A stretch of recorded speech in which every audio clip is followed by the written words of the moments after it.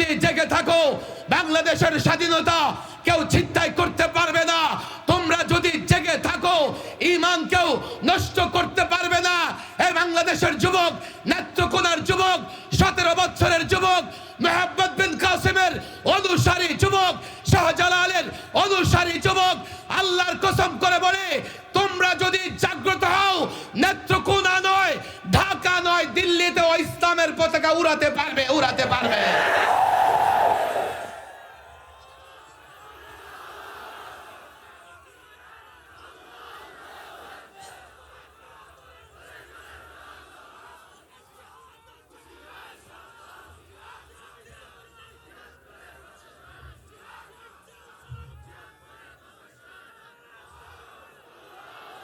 তোমাদের সামনে দেখো ঢাকার সোনারগাঁয়ের ঘটনা।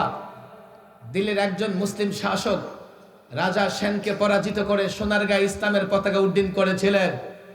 সিলেটের ঘটনা, শাহজালাল ইয়ামানি গৌর গোবিন্দকে পরাজিত করে ইসলামের পতাকা উড্ডীন করেছিলেন।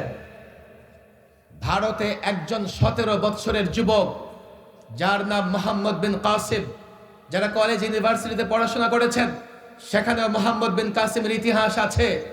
17 বছরের একজন যুবক আরব থেকে এসে 7 সমুদ্র 13 নদী পার হয়ে রাজা দাহিরকে পরাজিত করে, একজন স্বৈর শাসক জালিমকে পরাজিত করে ভারতের বুকে ইসলামের পতাকা উড্ডীন করেছিলেন। 1500 বছর আগে আরব থেকে একজন যুবক যদি ভারতে ইসলামের পতাকা উড্ডীন করতে পারে, কসাই মুদি মনে করে আরে ওই 17 বছরের যুবক মোহাম্মদ বিন কাসিমের মতো এই বাংলাদেশে লাখো যুবক আছে, 18 বছরের লাখো যুবক আছে, 19 বছরের লাখো যুবক আছে। এ যুবক তুমি কি জানো কেন আমাদের উপর টর্চার করে? তারা তোমাদের ঘুম পাড়িয়ে রাখতে চায়, তারা তোমাদেরকে অজ্ঞান করে রাখতে চায়। আমরা যখন তোমাদের জাগ্রত করি, আমরা যখন তোমাদেরকে জাগিয়ে তুলি, তারা আরো ভয় পায়। তারা মনে করে এ আলেম ওলামা, এই মুফতিয়ানে কেরাম, ইসলামিক নেতৃত্ব যদি এই যুবকদের জাগিয়ে তোলে, আল্লাহর কসম করে বলি আমরাও এই জন্যই তোমাদের জাগ্রত রাখতে চাই। তোমরা যদি জেগে থাকো বাংলাদেশের স্বাধীনতা কেউ ছিনতাই করতে পারবে না। তোমরা যদি জেগে থাকো ঈমান কেউ নষ্ট করতে পারবে না। এই বাংলাদেশের যুবক, নেত্রকোনার যুবক, 17 বছরের যুবক, মোহাম্মদ বিন কাসিমের অনুসারী যুবক, শাহজালালের অনুসারী যুবক, আল্লাহর কসম করে বলে তোমরা যদি জাগ্রত হও, নেত্রকোনা নয়, ঢাকা নয়, দিল্লিতে ও ইসলামের পতাকা উড়াতে পারবে, উড়াতে পারবে।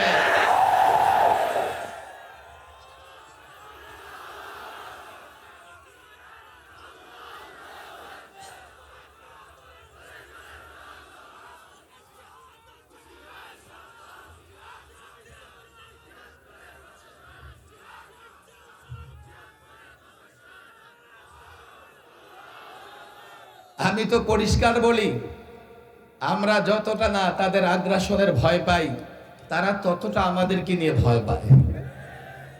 এর বড় একটা কারণ হচ্ছে তাদের এই 53 বছর ধরেই আমাদের উপরে তারা নানাভাবে টর্চার এবং জুলুম করেছে। বলবেন হুজুর 71-এ ওনারা আমাদেরকে মুক্তিযুদ্ধে সহযোগিতা করেছে। ধন্যবাদ, আপনারা সহযোগিতা করেছেন, হাজারবার ধন্যবাদ। কিন্তু মনে রাখবেন, যুবক যদি পাশের বাড়ির বিধবা ভাবিকে কোনো যুবক যদি সহযোগিতা করে, তো লোকেরা বলবে এই যুবক খুব ভালো। কথা ঠিক না বেঠে? কিন্তু পরবর্তীতে লোকেরা যদি জানে যে এই যুবকের মতলব খারাপ, এই জন্যে বিধবা ভাবিকে সহযোগিতা করছে, তখন আর জাতি তাকে জোতা মারতে ছাড়বে না। বারবার তোমাদের ধন্যবাদ জানিয়েছি, কিন্তু এবারও 16 ডিসেম্বরে কসাই মোদি স্ট্যাটাস দিয়েছে, বাংলাদেশের বিজয় নামে কোনো কথা তার স্ট্যাটাসে নাই। সেটা নাকি ভারতের বিজয়, ভারতের সোলজারদের বিজয়। অথচ তারা বাংলাদেশকে 16 দিন সহযোগিতা করেছে, আর এদেশের মুক্তিযোদ্ধারা 9 মাস লড়াই করেছে। 16 দিন সহযোগিতা করে বাংলাদেশের বিজয় তাদের বিজয় বলে চালিয়ে দিচ্ছে। আমরা প্রতিবেশীদের সঙ্গে সুসম্পর্ক চাই, কিন্তু মনে রাখতে হবে এটা মর্যাদাপূর্ণ সুসম্পর্ক। আমাদের স্বাধীনতা, আমাদের ধর্ম পালনে যদি কোথাও আঘাত লাগে, তাদের সঙ্গে আমাদের কোনো সম্পর্ক থাকবে না। لبئس ما كانوا يصنعون صدق الله مولانا العظيم মাওলানা রফিকুল ইসলাম মাদানী কর্তৃক প্রতিষ্ঠিত পরিচালিত মারকাজ শাহাবুদ্দিন আল ইসলামী লেটির কান্দা পূর্বধলা নেত্রকোনার উদ্যোগে আয়োজিত দ্বিতীয় বার্ষিক ইসলামী মহাসম্মেলনে উপস্থিত ওলামায়ে কেরাম, ছাত্র ভাইয়েরা, যুবক ভাইয়েরা এবং দিন প্রিয় ইসলাম প্রিয় তাওহীদি জনতা, আমি নিজেই এই পরিস্থিতিতে কষ্ট উপভোগ করছি। চেয়ারে এই জন্যই বসতে পারছি না যে একেবারে সূর্যটা আমার চেহারা বা চোখে আঘাত করতেছে। চোখে কিছুটা সমস্যা থাকবার কারণে আমি একেবারে সূর্যের মুখোমুখি বসে বয়ান করতে পারছি না। এই জন্য দাঁড়িয়ে আপনাদের সামনে আলোচনা শুরু করেছি। আমি জানি আপনাদেরও কষ্ট হচ্ছে, আজকে প্রচন্ড রোদ এবং এইভাবে আপনারা বসে আছেন, এখানে বাতাস প্রবেশ করার জায়গাও নাই। তারপরেও আসলে মাওলানা রফিকুল ইসলাম মাদানী আপনাদের বলেছেন যে আজকে রোদ এতটা উত্তাপ ছড়াবে আগে থেকে ধারণা করা যায় নাই, কল্পনাও করা যায় নাই। যাই হোক, সাময়িক এই অসুবিধা কষ্টের জন্য সে দুঃখ প্রকাশ করেছে। আমি অনুরোধ করব, আজকে কিন্তু লম্বা বক্তৃতা হবে না বা ওয়াজ হবে না, কোনো আওয়াজ আপনারা করবেন না, সুশৃঙ্খল ভাবে। জানি দাঁড়িয়ে থাকতে কষ্ট হচ্ছে, আমি বুঝতেছি, কিন্তু এই প্রোগ্রামের সৌন্দর্যের জন্য আমরা একেবারে শান্ত শিষ্টভাবে দাঁড়িয়ে থাকবো ইনশাআল্লাহ। বক্তৃতাও লম্বা করবার সুযোগ নেই। মাওলানা মামুনুল হক সাহেব, আমরা একসঙ্গে এসেছি, তিনিও কিছুক্ষণের মধ্যে চলে আসবেন। মাওলানা মনির হোসেন কাসেমি, বাড়িধারা মাদ্রাসার প্রিন্সিপাল, তিনিও আছেন। লম্বা ওয়াজ নয়, তবে কিছু কথা আপনাদের সামনে বলা দরকার, যার জন্যেই এই স্বল্প সময়ের জন্যে দীর্ঘ সফর করে ক্লান্তি কষ্ট ভোগ করে সহ্য করে আপনাদের সামনে উপস্থিত হয়েছি। এই যে মাহফিলে আমাদের আলোচনা শুনবার জন্যে, আলেমদের আলোচনা শুনবার জন্যে হাজারো মাদ্রাসার ছাত্র, আলেম, ওলামা, যুবক, মুসল্লি ভাইরা একত্রিত হয়েছেন। তো শুধুমাত্র আমরা আপনাদেরকে মাহফিলে আমাদেরকে সহযোগিতা করেন সেটাই দেখতে পাই। এর বাইরে যখন আমরা কোনো কাজ করি, মাহফিল আপনাদের জন্য প্রয়োজন। আরো অনেক কাজ আছে যা ইসলাম অপরিহার্য করেছে। ইসলামে আরো অনেক ফরজ বিধান আছে, সেই কাজগুলো যখন আমরা করি আপনাদের সহযোগিতা পাই না। 15টা মিনিটের জন্য হাতে পায়ে দড়ি, একটু আর কাউকে দাঁড় করাতে হবে না, কোনো আওয়াজ হবে না, স্বেচ্ছাসেবক। 15 মিনিটের জন্য একেবারে ঠান্ডা মাথায় আমার কথাটা বুঝবার চেষ্টা করেন।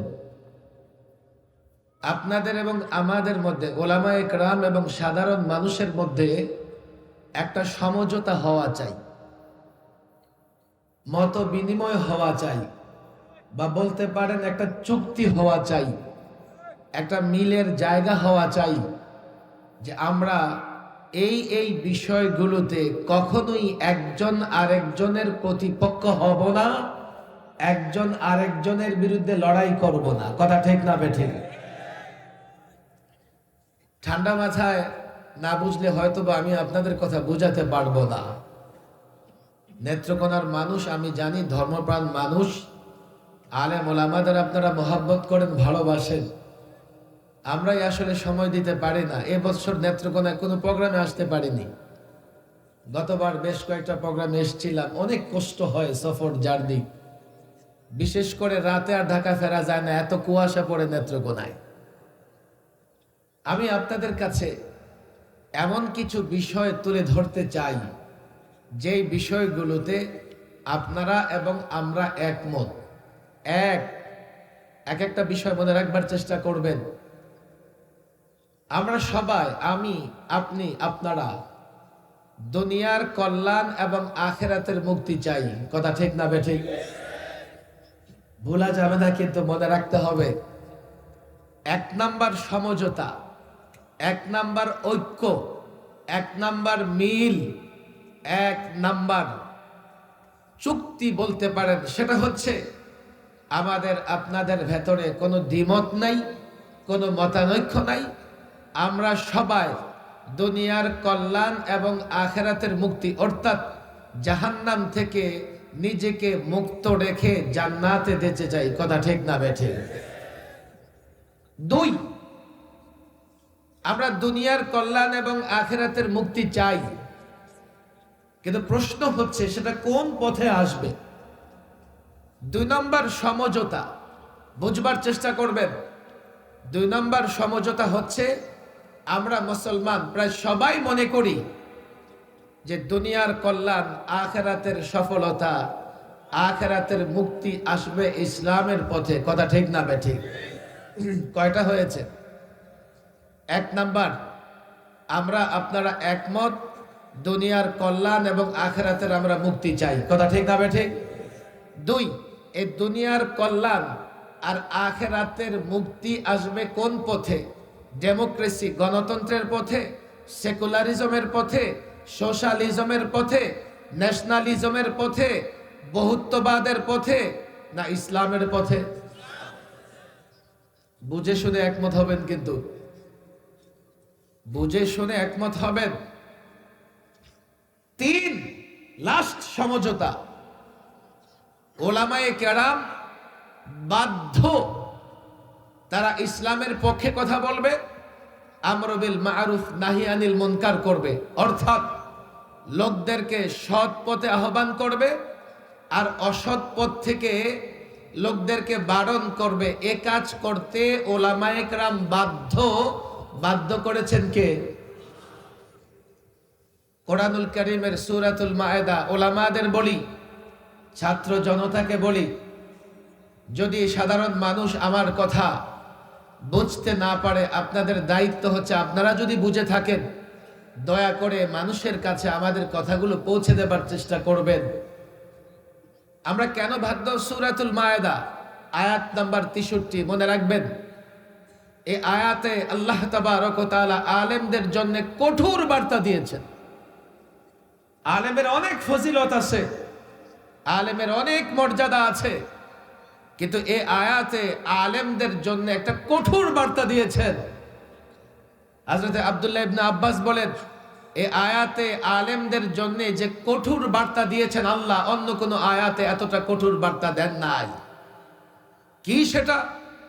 কোন আলেম যদি, কোন ধর্ম গুরু, কোন পীর, ইসলামী জ্ঞানে পণ্ডিত ব্যক্তিত্ব যদি লোকদেরকে মিথ্যে কথা, দুর্নীতি, অপছন্দনীয় কাজ, যা আল্লাহ পছন্দ করেন না, এমন কাজ থেকে লোকদের বিরত না রাখেন, লাউলা ইয়ানহাহুমুর রাব্বানিয়ুনা ওয়াল আহবাব আন কাউলিহিমুল ইসম ওয়া আকলিহিমুস সুহত। প্রথম কাউলিহিমুল ইসম মানে মিথ্যে কথা, কুফর মিথ্যা, শিরক মিথ্যা, বিদআত মিথ্যা, কোরআন সুন্নাহ হচ্ছে সত্য। কথা ঠিক না বেঠিক? ওয়া আকলিহিমুস সুহত, ঘুষ, সুদ, দুর্নীতি করে মানুষের টাকা উপার্জন করা, আমরা যেটাকে বলি দুর্নীতি বা অবৈধ উপার্জন। আলেমদের দায়িত্ব হচ্ছে যাবতীয় মিথ্যা, অনৈতিক কাজ, দুর্নীতি থেকে লোকদের নিষেধ করা। যদি আলেম সে কাজ না করে, আলেম ওলামা ছাত্র জনতাকে বলি, এটা বড়ই নিন্দনীয় কাজ করবে, বড়ই নিন্দনীয় কাজ করবে। আলেমকে অবশ্যই এ কাজ না করলে কাঠগড়ায় দাঁড়াতে হবে, আল্লাহর কাছে জবাব দিতে হবে। তাহলে 3 নাম্বার সমঝোতা হচ্ছে আমার আপনার ভেতরে। এই সাধারণ যুবক ভাইয়েরা, একটু খেয়াল করে বুঝবার চেষ্টা করো, একটু খেয়াল করে বুঝবার চেষ্টা করেন। আমি আলেম, আমি যখন আপনাকে সৎ পথে ঢাকি, আমি যখন আপনাকে অসৎ কাজ থেকে বারণ করি, নিষেধ করি, এই দায়িত্ব দিয়েছেন আল্লাহ। আমি বাধ্য, আলেম হয়েছি, এ কাজ করতে হবে, না হলে আল্লাহ আমাকে পাকড়াও করবেন। কথা ঠিক না বেঠিক? সমঝোতা কয়টা হয়েছে বলেন, কয়টা? এখন আমি যদি কোনো কথা বলি, ভাই আপনার সেই কথা বুঝে আসে না, কিংবা এই কথা আপনার দলের বিরুদ্ধে যাচ্ছে, কিংবা এই কথা আপনার নেতার বিরুদ্ধে যাচ্ছে, আপনি নারাজ কেন হবেন? আমি তো বাধ্য, আমি এই কথা বলবো। বাকি আমি তো আপনাকে বাধ্য করতে পারবো না যে আপনি আমার কথা মেনে নেন, আপনি আমার কথার উপর আমল করেন। আমার দায়িত্ব শুধুমাত্র আমি আপনাকে পথ দেখাতে পারি, আমি আপনাকে অসৎ কাজ থেকে নিষেধ বারণ করতে পারি।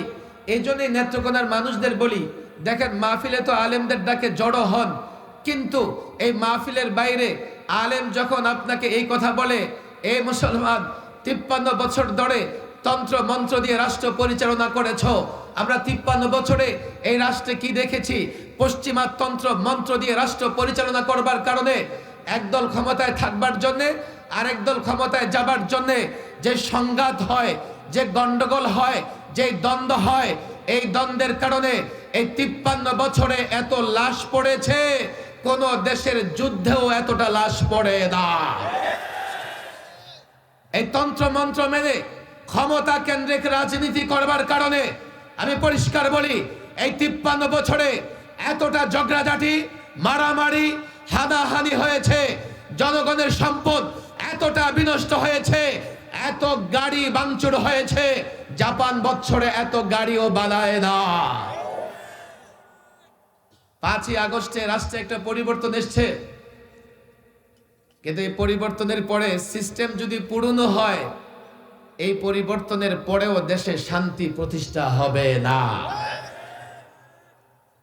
আপনাদের হাতে পায়ে দড়ি, ঠান্ডা মাথায় বুঝবার চেষ্টা করেন। আমার সঙ্গে কিন্তু আপনারা একমত হয়েছেন প্রথম দুইটা বিষয়ে। আমরা দুনিয়ার কল্যাণ, আখিরাতের মুক্তি চাই, এবং এটা মনে করি আমি একজন মুসলমান হিসেবে যে ইসলাম ছাড়া দুনিয়ার কল্যাণ, আখিরাতের মুক্তি হবে না। আলেম যখন সেই ইসলামের কথা বলতে বাধ্য হয়, আমরা তখন আলেমকে ব্যক্তি জীবনে কিছু কথা বললে মেনে নিলেও আমরা সামগ্রিক বিষয় নিয়ে ইসলামের দিক নির্দেশনা তুলে ধরলে এই যুবকেরা আমাদের সঙ্গ দেয় না। আমাদের তো এই কথা সবার জানা আছে, ইসলাম পূর্ণাঙ্গ জীবন ব্যবস্থা। ব্যক্তি জীবনের প্রত্যেকটা সমস্যার সমাধান ইসলামে আছে না নাই? 2, সামাজিক জীবনের সমস্যাগুলোর সমাধান ইসলামে আছে না নাই? রাষ্ট্রীয় জীবনের সমস্যাগুলোর সমাধান ইসলামে আছে না নাই? রাসূল সাল্লাল্লাহু আলাইহি ওয়াসাল্লাম মদিনায় রাষ্ট্র পরিচালনা করেছেন। হযরতে আবু বকর, হযরতে ওমর, হযরতে ওসমান, হযরতে আলী। তাহলে তুমি মুসলমান হিসেবে ইসলাম দিয়ে রাষ্ট্র পরিচালনা করতে তোমার সমস্যা কোথায়? বরং ইসলাম দিয়ে তো রাষ্ট্র পরিচালনা করেই না, আবার তাদের দাবি হচ্ছে কোরআনে নাকি রাজনীতি নাই। আচ্ছা, আমার প্রশ্ন হচ্ছে, যদি কোরআনের রাজনীতি না থাকে, তুমি একজন মুসলমান সেই রাজনীতি কেমনে করো? একজন মুসলমান তো কোরআনের বাইরে কোনো কিছুই করতে পারে না। বলবে হুজুর কোরআনের রাজনীতি নাই মানে নোংরা রাজনীতি নাই। আরে ভাই, নোংরা রাজনীতি তো দেশের কেউ সমর্থন করে না, তুমি নোংরা রাজনীতি কেন করো? সেটা করবার দরকার কি? আমি যখন ইসলামী রাজনীতির কথা বলি, এটা মনে করবেন না যেটা আমার মৌলভী সাহেবের করা লাগবে। আপনারা যারা রাজনীতি করেন, রাষ্ট্র চালাতে চান, ক্ষমতা চান, আপনারাও করতে পারেন। আমি তো পরিষ্কার বলি, যদি ইসলাম মেনে রাজনীতি করেন 5 বছর নয় 50 বছর, 500 বছর ক্ষমতায় থাকতে পারবেন। ইসলাম মেনে যদি রাজনীতি করেন, রাষ্ট্র চালান, 56,000 বর্গ মাইলের বাংলাদেশ নয়, গোটা পৃথিবী শাসন করতে পারবেন। বুঝবার চেষ্টা করেন, এই জায়গায় তো যত গন্ডগোল। মাহফিলে আমি যখন ডাকি আপনি আসেন, কিন্তু আমি যদি রাষ্ট্র ব্যবস্থা কোরআন দিয়ে পরিচালিত করতে চাই, তখন কিন্তু আপনারা আমার সঙ্গ দেন না। এই জন্য সমঝোতায় আসেন, চুক্তিতে আসেন। বুঝবার চেষ্টা করেন, আমি বাধ্য, যেহেতু ইসলাম পূর্ণাঙ্গ জীবন ব্যবস্থা, আমি ইসলামের সব দিক নিয়ে আলোচনা করতে বাধ্য। আপনি মুসলমান হলে আপনিও ইসলাম মেনে চলবেন, আপনিও কোরআন সুন্নাহ মেনে চলবেন। যদি আমার আপনার মধ্যে সমঝোতা না হয়, আপনি মুসলিম দাবি করবেন, আমি ইসলামের কথা বলবো, তো আমার আপনার মধ্যে গন্ডগোল বেঁধে যাবে। কথা ঠিক না বেঠিক? আমি নেত্রকোনার এখানে হাজারো আলেম, হাজারো ছাত্র ভাইয়েরা জমায়েত হয়েছেন। আমি মনে করি এই জায়গায় যদি আলেম ওলামা এবং সাধারণ মুসলমান যুবকদের ভেতরে একটা চুক্তি হয়ে যায়, একটা সমঝোতা হয়ে যায়, সারা বাংলাদেশে ইসলাম প্রতিষ্ঠা করা যাক আর না যাক, নেত্রকোনায় ইসলাম প্রতিষ্ঠিত হবে, কেউ ঠেকাতে পারবে না। হাতে পায়ে ধরে এই জন্যই বলছি, দেখেন আমি গত 16 বছরে 3 বার সরকারি মেহমান ছিলাম। সর্বশেষ 21, 22, 23-এর একটা অংশ ওই পলাতক সরকার ইচ্ছে মতো আমাকে মেহমানদারি করেছে। শেষবার 2.5 বছর মেহমানখানায় অনেক কষ্ট ভোগ করতে হয়েছে, স্বীকার করতে হয়েছে। তো একটা প্রশ্ন বারবার আমি তাদের জিজ্ঞেস করেছি, আমার অন্যায়টা কি বলো, বলো। মাছি মেরেছি, মশা মেরেছি, গাড়ি ভাঙচুর করেছি, বলো অন্যায়টা কি। তাদের কথাবার্তা থেকে কয়েকটা অন্যায় আমার সামনে যা স্পষ্ট হয়েছে। আমার অন্যায় ছিল আমি যত্র তত্র মূর্তি স্থাপন করে এই মুসলমানদের যুবকদের ঈমান ধ্বংস করার যে ষড়যন্ত্র, তার বিরোধিতা করেছি। একটা বিষয় স্পষ্ট দেখেন, আইন শৃঙ্খলা বাহিনী এখানে আসে, আমাদের অবস্থান বারবার স্পষ্ট করেছি। যারা যে সমস্ত ধর্মের লোকেরা মূর্তি পূজা করে, তারা তাদের ধর্ম পালন করতেছে, আমরা কাউকে বাধা দেই না। এবং বাংলাদেশে সংখ্যালঘু বা অমুসলিমরা শুধু নিরাপদ নয় জামাই আদরে বসবাস করে। 2-4 জায়গায় তারা যদি আক্রান্ত হয়, সেটা ধর্মের কারণে না, সেটা কোনো রাজনৈতিক কারণে কিংবা কোনো স্বার্থকেন্দ্রিক কারণে। আমরা অনেক জায়গায় সংখ্যালঘু যখন আক্রান্ত হয়েছে নিজেরা গিয়েছি। কেন আক্রান্ত হবে? ইসলাম সাম্প্রদায়িক সম্প্রীতির ধর্ম। সম্প্রদায়ে সম্প্রদায়ে মারামারি ইসলাম সাপোর্ট করে না। বাংলাদেশ সাম্প্রদায়িক সম্প্রীতির দেশ, তাহলে কেন মুসলিমদের উপর আক্রমণ হবে? ইসলামের সৌন্দর্য হচ্ছে দাওয়াত দিয়ে মানুষকে ইসলামের যে শান্তির বিধানগুলো মানুষের সামনে পেশ করে তাকে ইসলামের ছায়াতলে নিয়ে আসা। জবরদস্তি করে কাউকে মুসলমান বানানো, এটা মুসলমানদের কাজ না, এটা হচ্ছে পৌত্তলিক সনাতনী ধর্মের লোকদের কাজ। আজকেও সামাজিক যোগাযোগ মাধ্যমে ভারতের এক ভিডিও ভাইরাল হয়েছে। 10 বছর 11 বছরের 3-4টা বাচ্চাকে জোর করা হচ্ছে, বলো জয় শ্রীরাম, বলো জয় শ্রীরাম। আবার তারাই তাদের মিডিয়াগুলো বলে যে বাংলাদেশে নাকি সংখ্যালঘু নির্যাতিত হয়। আমি তো পরিষ্কার বলি, আমি চ্যালেঞ্জ করি, গোটা মিডিয়াকে চ্যালেঞ্জ করি, 53 বছরে একটা ঘটনা দেখাও যে একজন মুসলমান অন্য কোন ধর্মের লোকদের বাধ্য করেছে আল্লাহু আকবার স্লোগান দিতে। এই 53 বছরের বাংলাদেশে একটা ঘটনা দেখাও একজন অমুসলিম তার ধর্মীয় পোশাক পরে সরকারি অফিসে যেতে বাধাপ্রাপ্ত হয়েছে, বেসরকারি অফিসে যেতে বাধাপ্রাপ্ত হয়েছে, কলেজে যেতে, স্কুলে যেতে বাধাপ্রাপ্ত হয়েছে। 53 বছরে একটা ঘটনা দেখাতে পারবে না, অথচ প্রতিবেশী দেশে হিজাব পরে একজন মুসলিম নারী কলেজে যেতে পারে না। আমি তো বলি 53 বছরে একটা ঘটনা দেখাও। আমরা বাংলাদেশে দেখেছি সরকারি জায়গায় মসজিদ নির্মাণ হয়েছে, মসজিদ ভেঙে ফেলা হয়েছে, মন্দির ভেঙেছে, একটা ঘটনা দেখাতে পারবে না। এদেশে কোথাও সংখ্যালঘু নির্যাতিত হয় না। এগুলো উগ্রবাদী হিন্দুত্ববাদীদের ষড়যন্ত্র। তারা এগুলো বলে বাংলাদেশে আগ্রাসনের পথ খুঁজতে চায়। কথা ঠিক না বেঠিক? বলবেন হুজুর বাংলাদেশে ওরা কেন আগ্রাসন চালাবে? আমি তো বলি অনেক কারণ আছে। সবচাইতে বড় কারণ হচ্ছে ওরা বাংলাদেশকে ভয় পায়। আপনি বলবেন হুজুর আমাদের ভয় পাওয়ার মতো কি আছে? রাষ্ট্র ছোট্ট, দেখেন না ওদের মিডিয়াগুলো কি বলে, বাংলাদেশ গলা টিপে হত্যা করে ফেলবো, বলে কি বলে না? বাংলাদেশ 1 মিনিট থাকবে না, থাকবে না। বাংলাদেশের ভয় কেন? রাষ্ট্র ছোট্ট, বাহিনী ছোট্ট, লোকজনও কম, কিন্তু এই রাষ্ট্রে মোহাম্মদ বিন কাসিমের অনুসারী আছে। তোমাদের সামনে দেখো ঢাকার সোনারগাঁয়ের ঘটনা। দিল্লির একজন মুসলিম শাসক রাজা সেনকে পরাজিত করে সোনারগাঁ ইসলামের পতাকা উড্ডীন করেছিলেন। সিলেটের ঘটনা, শাহজালাল ইয়ামানি গৌর গোবিন্দকে পরাজিত করে ইসলামের পতাকা উড্ডীন করেছিলেন। ভারতে একজন 17 বৎসরের যুবক যার নাম মোহাম্মদ বিন কাসিম, যারা কলেজ ইউনিভার্সিটিতে পড়াশোনা করেছেন সেখানে মোহাম্মদ বিন কাসিমের ইতিহাস আছে। 17 বৎসরের একজন যুবক আরব থেকে এসে 7 সমুদ্র 13 নদী পার হয়ে রাজা দাহিরকে পরাজিত করে, একজন স্বৈর শাসক জালিমকে পরাজিত করে ভারতের বুকে ইসলামের পতাকা উড্ডীন করেছিলেন। 1500 বছর আগে আরব থেকে একজন যুবক যদি ভারতে ইসলামের পতাকা উড্ডীন করতে পারে, কসাই মুদি মনে করে আরে ওই 17 বৎসরের যুবক মোহাম্মদ বিন কাসিমের মতো এই বাংলাদেশে লাখো যুবক আছে, 18 বছরের লাখো যুবক আছে, 19 বছরের লাখো যুবক আছে। এ যুবক, তুমি কি জানো কেন আমাদের উপর টর্চার করে? তারা তোমাদের ঘুম পাড়িয়ে রাখতে চায়, তারা তোমাদেরকে অজ্ঞান করে রাখতে চায়। আমরা যখন তোমাদের জাগ্রত করি, আমরা যখন তোমাদেরকে জাগিয়ে তুলি, তারা আরো ভয় পায়।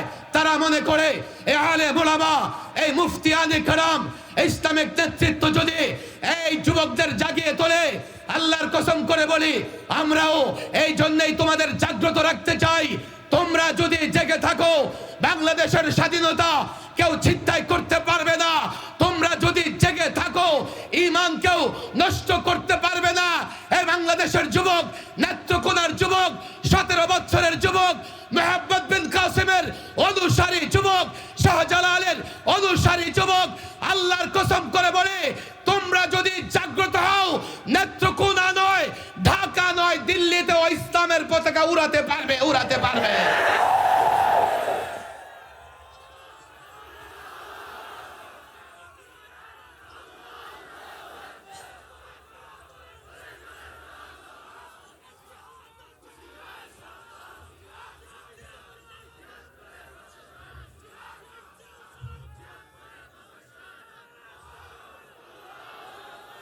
আমি তো পরিষ্কার বলি, আমরা যতটা না তাদের আগ্রাসনের ভয় পাই, তারা ততটা আমাদেরকে নিয়ে ভয় পায়। এর বড় একটা কারণ হচ্ছে তাদের এই 53 বছর ধরেই আমাদের উপরে তারা নানাভাবে টর্চার এবং জুলুম করেছে। বলবেন হুজুর, 71-এ ওনারা আমাদেরকে মুক্তিযুদ্ধে সহযোগিতা করেছে। ধন্যবাদ, আপনারা সহযোগিতা করেছেন, হাজারবার ধন্যবাদ। কিন্তু মনে রাখবেন, যুবক যদি পাশের বাড়ির বিধবা ভাবিকে কোনো যুবক যদি সহযোগিতা করে, তো লোকেরা বলবে এই যুবক খুব ভালো। কথা ঠিক না বেড়ে? কিন্তু পরবর্তীতে লোকেরা যদি জানে যে এই যুবকের মতলব খারাপ, এই জন্যে বিধবা ভাবিকে সহযোগিতা করছে, তখন আর জাতি তাকে জোতা মারতে ছাড়বে না। বারবার তোমাদের ধন্যবাদ জানিয়েছি, কিন্তু এবারও 16 ডিসেম্বরে কসাই মোদি স্ট্যাটাস দিয়েছে, বাংলাদেশের বিজয় নামে কোনো কথা তার স্ট্যাটাসে নাই। সেটা নাকি ভারতের বিজয়, ভারতের সোলজারদের বিজয়, অথচ তারা বাংলাদেশকে 16 দিন সহযোগিতা করেছে। আর এদেশের মুক্তিযোদ্ধারা 9 মাস লড়াই করেছে, 16 দিন সহযোগিতা করে বাংলাদেশের বিজয় তাদের বিজয় বলে চালিয়ে দিচ্ছে। আমরা প্রতিবেশীদের সঙ্গে সুসম্পর্ক চাই, কিন্তু মনে রাখতে হবে এটা মর্যাদাপূর্ণ সুসম্পর্ক। আমাদের স্বাধীনতা, আমাদের ধর্ম পালনে যদি কোথাও আঘাত লাগে, তাদের সঙ্গে আমাদের কোনো সম্পর্ক থাকবে না। 3টা সমঝোতা হয়েছে, মনে আছে তো? নাকি কাল যখন ওলামায়ে কেরাম ইসলাম প্রতিষ্ঠার জন্য লড়াই করবে, আলেমদের মাথায় বাড়ি দিবেন, বলবে হুজুর সমঝোতা ঠিক আছে, আমাদেরকে একটু নোট খাইতে দেন অন্তত ভোটের সময়। আমি বলি না যে কোন দল নোট দেয় কোন দল দেয় না, তবে যুবকদের আমি বলি, দেখো তোমাদেরকে যখন নোট দেয়, এটা তোমাদের দেয় না, বিনিয়োগ করে, ইনভেস্ট করে। যদি তুমি তোমার নোটের বিনিময়ে ভোট দাও আর তার চরিত্র না দেখো, যতদিন সময় পাবে তো তোমার কাছ থেকে এমন হাজারটা নোট সে উসুল করে নেবে। এই জন্যই তো বাংলাদেশের দুর্নীতি বন্ধ হয় না। আর গত 16 বছর যা দুর্নীতি হয়েছে, সুযোগও ছিল, মনে করছে আর কোনোদিন আমাদের পতন হবে না, আপা গেলে আপার বোন আছে, আপার ছেলে আছে, আপার মেয়ে আছে, রাজতন্ত্র কায়েম হয়ে গেছে, আমাদের বিচার করবার কেউ নাই। এই জন্য বাংলাদেশ ব্যাংকের রিজার্ভ পর্যন্ত চুরি করে ফেলেছে। 22 লক্ষ কোটি টাকা পাচার হয়েছে। বাংলাদেশ এখন ঋণী আছে 18,35,000 কোটি টাকা। এ টাকা আপনাদের টাকা, কোনো রাজনীতিবিদের টাকা নয়। এই টাকা আপনাদের কাছ থেকে উসুল করে নেওয়া হবে। আমরা এগুলো জানি না, আমরা এগুলো বুঝি না। আমি একটা কথা পরিষ্কার বলি, যারা দুর্নীতি করে তাদের কোনো দলীয় পরিচয় নাই। আপনার সরকারের হোক আর অন্য সরকারের হোক, বলবেন হুজুর সে তো একটা দল করে। হ্যাঁ, দলকে সাইনবোর্ড হিসেবে ব্যবহার করে বটে।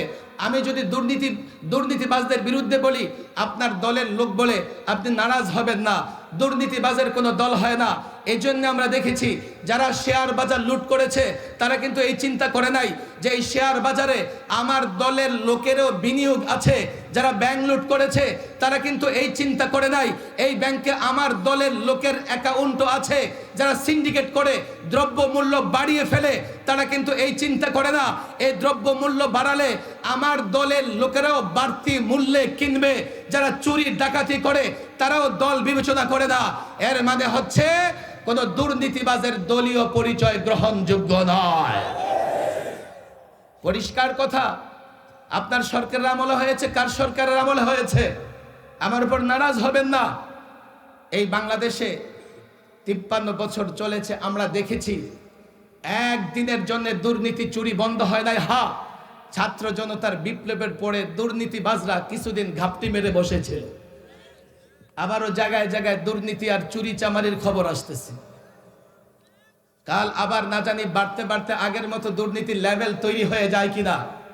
এই জন্যে আমি আপনাদের কাছে বলি, আমরা চাই শুধু এই ক্ষমতার পালা বদল নয়, দেশ পরিচালনার সিস্টেম পরিবর্তন করা লাগবে। বাংলাদেশের সংবিধানে 4টা ইজম ছিল, মতবাদ ছিল। আমি বলি 4টা ধর্ম ছিল। বাংলাদেশ সংবিধান একমাত্র সংবিধান পৃথিবীর যেখানে অনেকগুলো ইজম, অনেকগুলো মতবাদ আছে, ডেমোক্রেসিও আছে, আবার সেখানে সোশ্যালিজমও আছে। অথচ সমাজতন্ত্র, গণতন্ত্র পরস্পর মারামারি করে। আবার সেখানে সেকুলারিজম, ধর্ম নিরপেক্ষতাও আছে। আমি যখন এই তন্ত্র মন্ত্রগুলোর সমালোচনা করি, যুবকদের হাতে পায়ে ধরি, তখন আপনারা কেউ বলবেন আপনি মনে হয় সাম্প্রদায়িক, আপনি মনে হয় জঙ্গি। অথচ দেখেন এই তন্ত্র মন্ত্রগুলো দিয়ে সমালোচনা খোদ ইউরোপ আমেরিকা আছে। আমার দেশের রাজনীতিবিদরা ব্যক্তি স্বার্থে এই তন্ত্র মন্ত্রগুলো নিয়ে এতটা বাড়াবাড়ি করে, এতটা পূজা করে, এগুলোর সমালোচনা সহ্য করে না। অথচ পশ্চিমা রাষ্ট্রগুলোতে গণতন্ত্রের সুফল কুফল নিয়ে বিতর্ক হয়। ধর্ম নিরপেক্ষতা নিয়ে আমি কথা বললে আপনারা আমাকে মৌলবাদী বলবেন। অথচ ধর্ম নিরপেক্ষতার বিরুদ্ধে সবার আগে কথা বলেছে খ্রিস্টান পাদ্রীরা। এগুলো মানব তৈরি ইজম বা মতবাদ। আমি এগুলোর কথা বলছি না। আমি আপনাদের সঙ্গে যে সমঝোতায় পৌঁছেছি, আমরা মনে করি দুনিয়ার কল্যাণ, আখিরাতের মুক্তি ইসলামের পথেই আসবে। কথা ঠিক না বেঠিক? বড় আফসোস, আমি গত লাস্টবার যখন সরকারি মেহমান হই 2.5 মাস রিমান্ডে ছিলাম। ঘুরে ফিরে তাদের এটাই প্রশ্ন, কেন ইসলামী অর্থ ব্যবস্থার কথা বলি, আমি কেন রসুল সাল্লাল্লাহু আলাইহি সাল্লামের আদর্শের কথা বলি। ভাইরে, তখনও বলেছি, এখনো বলছি, ভবিষ্যতেও বলবো। আমার কথা বুঝবার চেষ্টা করো। তুমি যদি জ্যাকবের সেকুলারিজম, ধর্ম নিরপেক্ষতার কথা বলতে পারো, আমি মুহাম্মদ সাল্লাল্লাহু আলাইহি সাল্লামের আদর্শের কথা কেন বলতে পারবো না? তুমি যদি অ্যারিস্টটলের ডেমোক্রেসির কথা বলতে পারো, আমি আল্লাহর বিধানের কথা কেন বলতে পারবো না? তুমি যদি ন্যাশনালিজমের কথা বলতে পারো, কার্ল মার্কস আর লেনিনের সোশ্যালিজমের কথা কেন বলতে পারো? কেন বলো? আর তুমি যদি বলতে পারো, আমি ইসলামের কথা কেন বলবো না? হে যুবক ছাত্র জনতা, মুসল্লিরা শোনো, সমঝোতা হয়েছে। আমি ইসলামের কথা বলবো, আমি বাধ্য, আমি ইসলামের কথা বলবো। আমি তোমার সঙ্গে সমঝোতা করেছে, তুমি আমার কথা শুনতে বাধ্য নও। তবে হ্যাঁ, আমাকে বাধা দেবার ক্ষমতা রাখো না। কোরআনে রাজনীতি নেই বলে, ধর্মান্ধ বলে আমাকে বাধা দিতে পারো না। আমি যেহেতু আল্লাহ প্রদত্ত দায়িত্বশীল, আল্লাহ আমাকে বাধ্য করেছেন। তবে যদি সমঝোতা রক্ষা না করো, আল্লাহর কসম আমি আমার রাস্তা থেকে এক চুল পরিমাণ হটব না। যদি মনে করো লড়াই করবে, আল্লাহর কসম যুগ যুগ ধরে দিন প্রতিষ্ঠায় লড়াই হয়েছে, এই যুগেও লড়াই হবে। কাফের বেঈমান তাগুত কাউকে ছেড়ে কথা বলা হবে না।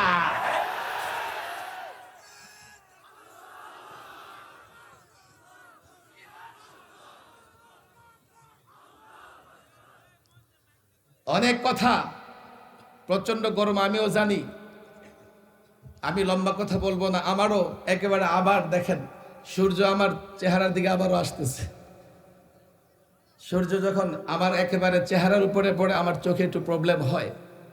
কথা আজকে বেশি না, আজকে আমাদের এবং আপনাদের ভেতরে এই যে সমঝোতা, এই যে চুক্তি হচ্ছে, মনে রাখবেন তো ইনশাআল্লাহ। করণীয় কি? 32 বছর আগে হযরত মুহাম্মদুল্লাহ হাফিজ হুজুর তওবার রাজনীতির ডাক দিয়েছিলেন। বুঝেন কেন? আমরা এই জমিনে খলিফা, আল্লাহর প্রতিনিধি। আর যে প্রতিনিধি হয় তার কাজ হচ্ছে, তাকে যে বিষয়ের প্রতিনিধিত্ব করতে বলা হবে সে বিষয়ে সে পালন করবে, অন্যটা পালন করতে পারবে না। 32 বছর আগে হাফিজ হুজুর রাহিমাহুল্লাহ এই রাজনীতিবিদদের আহ্বান জানিয়েছিলেন, আল্লাহর প্রতিনিধি হিসেবে, খলিফা হিসেবে খেলাফত, এই জমিনে প্রতিনিধিত্ব কায়েম করা, অর্থাৎ আল্লাহর বিধানগুলো বাস্তবায়ন করাই আমাদের দায়িত্ব। কথা ঠিক না বেঠিক? আগের শাসকরা করে নাই, হাফিজি হুজুর তওবার ডাক দিয়েছিলেন। আমি আবারও হাফিজি হুজুরের আদর্শের একজন কর্মী হিসেবে হাফিজি হুজুরের সঙ্গে দূরতম সম্পর্ক রাখবার কারণে আপনাদের কাছ থেকে ওয়াদা নেই, আজ থেকে তওবা করে আমরা কোরআন সুন্নাহ মোতাবেক ব্যক্তি, সমাজ, রাষ্ট্র জীবন পরিচালনা করব তো ইনশাআল্লাহ। হাত তুলে ওয়াদা করেন, পাক্কা ওয়াদা। ওয়াদা কার কাছে করতেছেন বলেন? আমার কথা বুঝছেন আপনারা? বুঝতে পারছেন? আমরা আজ থেকে ব্যক্তি জীবন, সমাজ জীবন, রাষ্ট্র জীবন সর্বত্র কোরআন এবং সুন্নাহ প্রতিষ্ঠা করার চেষ্টা করব তো ইনশাআল্লাহ। পারবেন একটা স্লোগান দিতে? বলেন নারে তাকবীর। স্লোগান যখন জোরে দেয় তখন হাতটা এমন হয়, মুষ্টিবদ্ধ হয় কিনা? আপনাদের কষ্ট হইতেছে? দাঁড়ান তো দেখি একটু, দাঁড়ায় হাতটাকে মজবুত করেন। আমি স্লোগান দেব, আমি দিব। ওরা জয় শ্রীরামের স্লোগান দেয়, মুসলমানরা কার নামে স্লোগান দেবে? ওই যে কি চিন্ময় ইসকনের সন্ত্রাসী, তার মুড়িদেরা রামের নামে স্লোগান দেয়। আমরা কার নামে স্লোগান দেব? আপনার মনে আছে বর্ডারে, এই কথা নাই আস্তে, এই যে বর্ডারে যখন পঞ্চগড়ে বাংলাদেশের সীমানায় ঢুকে সন্ত্রাসী গোষ্ঠী আক্রমণ করেছে, আপনারা দেখেছেন কিনা? একজন বুড়া মানুষ মাটির ডিলা লয়ে গেছে মারতে, আরেকজন যুবক হাতে কাঁচি নাকি এটা দিয়ে ট্যাঙ্কের সামনে দাঁড়ায় গেছে। আমি চিন্তা করলাম, কিরে ওদের এত সাহস কোত্থেকে আসলো? মাটির ডিলা নিয়ে দাঁড়ায় গেছে, ট্যাঙ্কের সামনে কাঁচি নিয়ে দাঁড়ায় গেছে। পরে আমি খেয়াল করে দেখলাম ওদের জবানে একটা স্লোগান আছে, আল্লাহু আকবার। মুসলমান যখন আল্লাহু আকবার বলে স্লোগান দেয়, কোনো শক্তিকে পরোয়া করে না।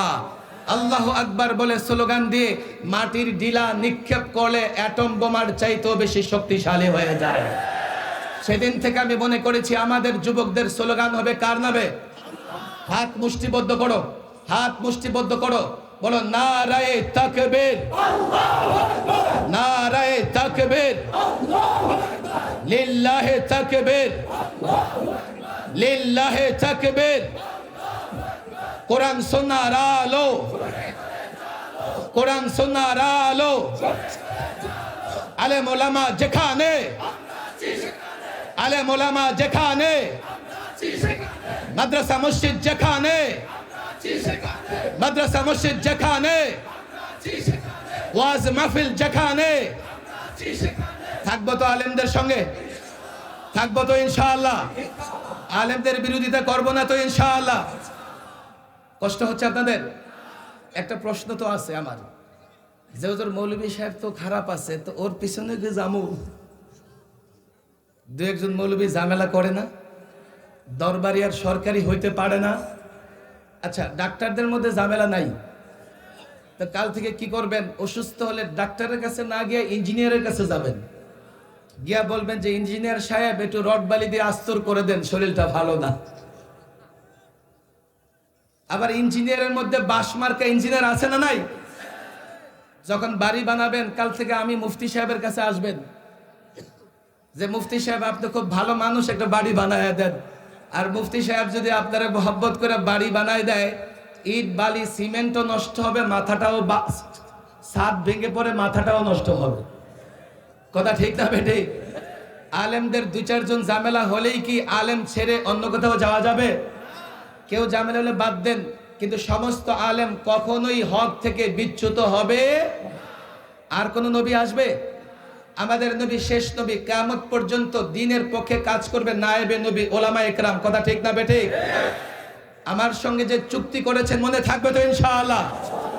ইসলাম ছাড়া কল্যাণের আর কোন পথ, ব্যক্তি জীবন, রাষ্ট্র জীবন, সমাজ জীবন, সর্বত্র ইসলাম প্রতিষ্ঠা করবো তো ইনশাআল্লাহ। আর স্লোগান দেব কার নামে? বলেন কার নামে? বেশি বেশি বাজারে, পথে, ঘাটে কার নামে স্লোগান দেব? যদি আল্লাহর নামে স্লোগান দিতে পারো, মাটির ডিলা নিয়া কাফেরের মোকাবেলায় দাঁড়াতে পারবে, কাফের তোমার মোকাবেলায় টিকতে পারবে না। দিবা তো আল্লাহর নামে স্লোগান, দিবা তো আল্লাহর নামে স্লোগান। আল্লাহ তাবারক ওয়া তাআলা এই নেত্রকোনার পূর্ব ধলার সমস্ত ওলামা একরাম, ছাত্র জনতা, মুসল্লি ভাইদেরকে দ্বীনের জন্য কবুল করে নেন। প্রচন্ড গরম, মেহমানরা আসতেছে, ইনশাআল্লাহ খুব দ্রুতই এই প্রোগ্রাম হয়তোবা শেষ হবে। আল্লাহ আমাদের তৌফিক দান করুন। ওয়া মা তাওফীকি ইল্লা বিল্লাহ ওয়া মা আলাইনা ইল্লাল বালাগ।